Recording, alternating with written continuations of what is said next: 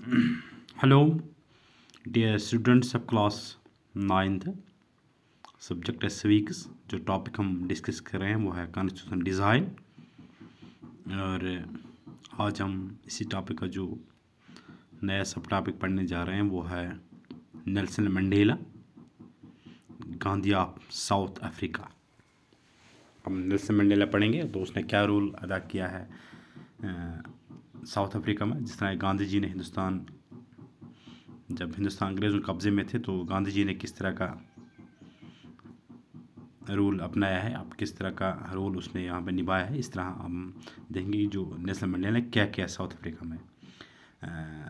Nelson Mandela was one of the most able, efficient and foresighted leader of the African National Congress.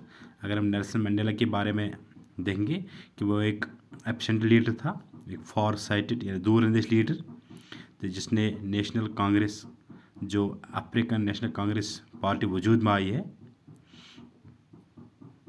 तो उसने इसमें एक अहम role निभाया है। It was under his leadership that the struggle against apartheid reached it's climax. और जो national Congress Africa जो पार्टी वजूद में आई है, उसमें आगे देखेंगे जो नेल्सन मंडेला का रोल रहा है, तो उसने उसमें एक इम्पॉर्टेंट रोल निभाया है कि उसकी जो जद्दोजहद उसने यहाँ पर रखी उस में, तो उस जद्दोजहद की बदौलत यहाँ पे जो जिस तरह का मतलब बिहेव ब्लैक लोगों के साथ किया जाता था, वाइट लोग जिस तरह का डिस्क्रिमिनेशन उन्हें वहाँ पर बनाई थी साउथ अफ्रीका गवर्नमेंट ने, तो उसको ख़त्म करने में अगर हम देखेंगे तो वो नेल्सन मंडेला ने ही किया है, क्योंकि उसने जो तहरीक चलाई और जद्दोजहद को कायम रखी और आखिरकार वो इसमें कामयाब हुआ था। देखिए नेल्सन मंडेला, उसकी पिक है। Due to participation in the movement against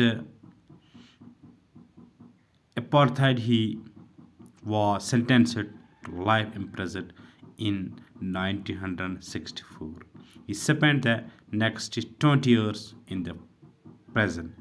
तो अगर हम देखेंगे उसकी जो पार्टिसिपेशन उसने मतलब जो लीडरशिप उसने मतलब का रोल निभाया उस apartheid अगेंस्ट उस तहरीक में, तो उसको 1964 में उसको जेल भेज दिया गया है। तकरीबन उसने 28 इयर्स जेल में गुजारी। किसने? नेल्सन मंडेला ने। कहाँ? साउथ अफ्रीका में, जब उसने एक तहरीक चलाई है किसके खिलाफ?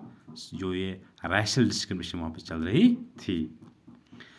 इन the 19 due to activities of the African National Congress and the support it got from other countries of the world, South Africa regime was completely isolated from the world.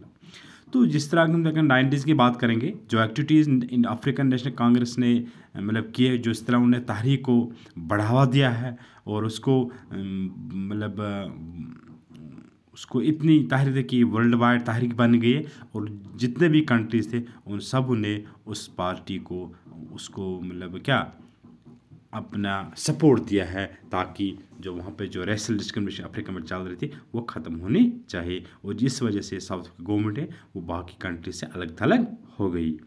In order to create a favourable atmosphere, Nelson Mandela was release in 1990। तो आखिरकार Nelson Mandela जब माहौल ठीक हुआ है, जब negotiation हुई थी, तो नेल्सन मंडेला को 1990 में रिलीज़ किया गया। ठीक है।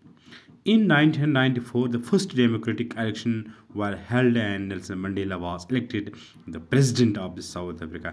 और फिर जब 1994 में वहाँ पे एक इलेक्शन हुआ है अंडर द डेमोक्रेटिक सेटअप, तो वहाँ पे नेल्सन मंडेला को प्रेसिडेंट चुना गया था। किसका? South Africa. Why do we need a constitution? हमें कॉन्स्टिट्यूशन की क्या ज़रूरत होती है? A constitution of a country is set of written rules that are acceptable by all people living together in a country। जो कॉन्स्टिट्यूशन है ये एक सेट ऑफ रिटन, इसमें रिटन रूल्स होते हैं, और ये जो रूल्स बनाए गए हैं इन रूल्स को हर एक को, जो भी पीपल, जो भी लोग इस कंट्री में रहते हैं उनको एक्सेप्ट करना ही करना है, और ज़िंदगी इन्हीं रूल्स एंड रेगुलेशन के मुताबिक गुजारनी थी। Constitution is the supreme law that determines the relationship among people living in a territory called citizen, and also the relationship between the people and the government। Constitution does many things। जो Constitution है यह relation, ये एक supreme law होती है, और ये relationship determine करते हैं जो लोगों और जो लोग जिस टेरिटरी में लोग रहते हैं वहाँ पे जो उनके रिलेशनशिप होते हैं, वहाँ का जो कानून होता है, जहाँ के सिटीजन्स होते हैं, और जो रिलेशनशिप लोगों और गवर्नमेंट के दरमियान होती है वो उसको मतलब बरकरार रखने में कॉन्स्टिट्यूशन एक अहम रोल निभाता, और इसी कॉन्स्टिट्यूशन की बदौलत ही ये कायम रहती है और मुल्क का निज़ाम अच्छी तरीके से चलता है।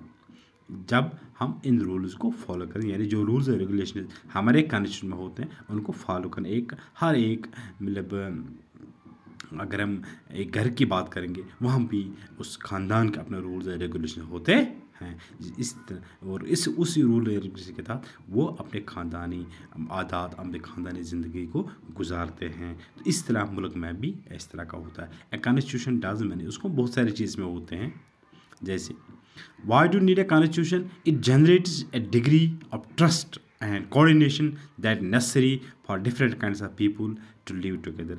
ये एक डिग्री ऑफ ट्रस्ट क्रिएट करता है, कोऑर्डिनेशन लोगों के दरमियान आपस में कोऑर्डिनेशन करता है, जैसे लोग और पीपल, जैसे पीपल और गवर्नमेंट के दरमियान कोऑर्डिनेशन, मतलब लोगों के दरमियान मेल तालमेल बरकरार रखने में एक कॉन्स्टिट्यूशन एक अहम रोल निभाता है। It specifies how the government will be constituted, who will be the power to take which decision, और यही में बताता है कि गवर्नमेंट को किस तरह बना सकते हैं और किसको कितना पावर है और कहाँ पे है उस पावर का इस्तेमाल करना चाहिए और किस तरह का डिसीजन लेना चाहिए। It lays down limits on the powers of the government and tells us what the rights of the citizens are। ये हमें बताता है कि गवर्नमेंट की पावर क्या है। गवर्नमेंट जो चीफ मिनिस्टर होता है, जो प्राइम मिनिस्टर होता है, जो मिनिस्टर्स होता है, जो कोर्ट होता है वगैरह, जो एग्जीक्यूटिव पावर्स होते हैं, वो कैसे अपने पावर का इस्तेमाल करते हैं, उनके पावर से और लोगों के जो राइट्स है उनको कैसे मतलब सिक्योर कर सकते हैं। एक आम शहरी को कैसे मुल्क में उसको दिफा मिल सकता है, उसको सिक्योरिटी मिल सकता है और उसको अपना हक भी मिलेगा। It expresses the aspirations of the people about creating good citizens, और इसी की बदौलत से एक अच्छी सोसाइटी के वजूद में ला सकता है। रियलिटी क्या है? All countries that have constitution are not necessarily democratic। हर एक कंट्री का एक कॉन्स्टिट्यूशन है, लेकिन वो ज़रूरी नहीं कि वो डेमोक्रेटिक है, लेकिन हर एक कंट्री का अपना एक कॉन्स्टिट्यूशन होता है। By all the countries that are democratic will have constitution, लेकिन हर एक डेमोक्रेटिक कंट्री है उसको भी कॉन्स्टिट्यूशन होता है, यानी कॉन्स्टिट्यूशन हर एक कंट्री का अपना अपना होता है। After the war of independence against Great Britain, the Americans gave themselves a constitution। जब मतलब आफ्टर द इंडिपेंडेंस अगेंस्ट, जब ग्रेट ब्रिटेन को जंग हुआ किनके, अमेरिका, तो अमेरिका ने अपना एक कॉन्स्टिट्यूशन बनाया। हर एक मुल्क अपना एक कॉन्स्टिट्यूशन बनाते हैं। After the revolution, the French revolution approved democratic constitution. इसके बाद जब फ्रेंच रेवोल्यूशन आया तो उन्होंने भी वहाँ पे एक डेमोक्रेटिक कॉन्स्टिट्यूशन बनाया है, ठीक है।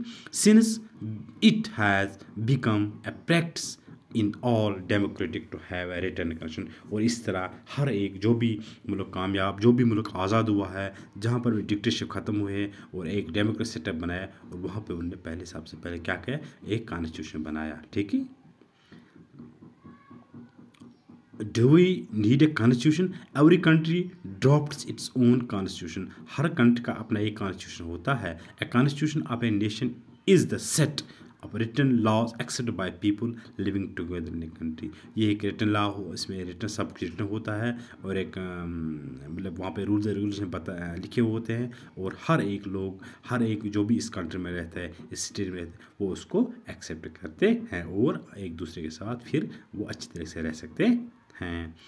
It generates trust and coordination, ये भरोसा भी जताता है और कोऑर्डिनेशन रिलेशनशिप भी डेवलप करता है। It specifies how a government should constitute, और ये हमें बताया कि गवर्नमेंट को हम कैसे कॉन्स्टिट्यूट कर सकते हैं, कैसे बना सकते हैं, किस तरह का हमें किस तरह इलेक्शन करना चाहिए, मिनिस्टर कैसे बने, ये हमें सब चीज़ कौन बताए, कॉन्स्टिट्यूशन बताता है। It lays down limits on the powers to government, ये गवर्नमेंट्स को पावर्स को मतीन करता है, गवर्नमेंट की क्या क्या पावर होते हैं। Express the aspiration of the people about creating good और गुड सिटीजन्स, मतलब तभी एक अच्छी मतलब सोसाइटी वजूद में आ सकती है। तो इस तरह ये जो कॉन्स्टिट्यूशन हमने पढ़ा कि नेल्सन मंडेला वो उसने क्या किया और किस तरह की, उसको कितने साल उसने जेल में काटे हैं, फिर उसने क्या किया, और इसके बाद जो कॉन्स्टिट्यूशन बनाया गया ये चीज़ वो हमने तो डिस्कस यहाँ पे की। इंशाल्लाह आपको समझ में आएगा और इंशाल्लाह कल हम उसको कंटिन्यू करेंगे। तो आज तो इतना ही। Thanks, have a nice day, stay home, stay safe, keep learning.